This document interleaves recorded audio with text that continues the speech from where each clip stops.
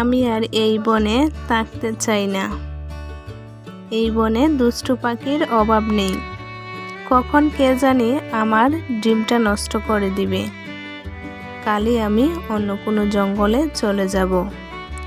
পরদিন সকালে টুনি তার ডিম নিয়ে অন্য একটি জঙ্গলের উদ্দেশ্যে রওনা দিল। চলতে চলতে সে সুন্দর একটি জঙ্গল পেল। এই জঙ্গলটা মনে হচ্ছে নিরাপদ। কি আর করব, এখানেই একটা বাসা বেঁধে থাকা শুরু করি। পরে টুনি এই জঙ্গলে বাসা বেঁধে থাকা শুরু করে। একদিন টুনি ঘুমিয়ে থাকা অবস্থায় তার ডিম নদীতে পড়ে যায়। ডিমটি ভাসতে ভাসতে নদীর ওপারে গিয়ে পৌঁছায়। কি রে, নদীর কিনারায় একটি ডিম দেখা যাচ্ছে। না জানি কার ডিম। আমার ছানাটা তো অনেক দিন আগেই হারিয়ে গিয়েছে।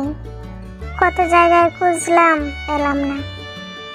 যাই, ডিমটি নিয়ে আমার বাসায় রাখি। তারপর কাক ডিমটি নিয়ে নিজ বাসায় রাখলো এবং ডিমে তা দিতে শুরু করলো। আর এদিকে টুনির ঘুম ভাঙলো। অনেক তো ঘুমালাম, যাই একটু খাবার খুঁজে নিয়ে আসি। ও মা, আমার ডিমটা কোথায় গেল? কেউ কি চুরি করে নিয়ে গেল নাকি নিচে পড়ে গেল? এই সময় একটি ঈগল টুনিকে দেখতে পেল। তোমাকে তো এই জঙ্গলে আগে কখনো দেখিনি, আর তোমার মন খারাপ দেখা যাচ্ছে কেন? টুনি ঈগলকে সব খুলে বলল এবং ঈগল টুনিকে তার সাথে করে নিজের বাসায় নিয়ে গেল।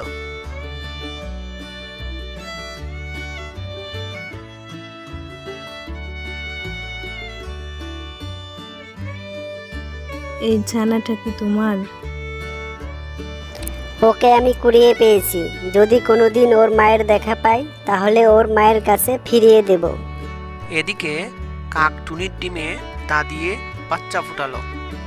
একদিন ঈগল বাসা ফেরার সময় কাকের বাসায় টুনির মতো দেখতে একটি বাচ্চা দেখতে পেল।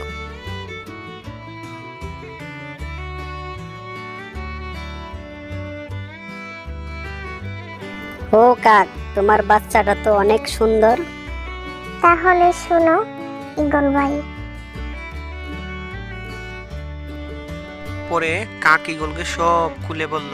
তারপর ঈগল, টুনির ছানা ও কাক সবাই মিলে টুনির কাছে গেল।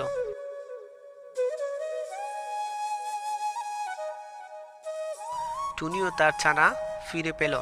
সেখানে গিয়ে কাক তার নিজের ছানাও ফিরে পেল।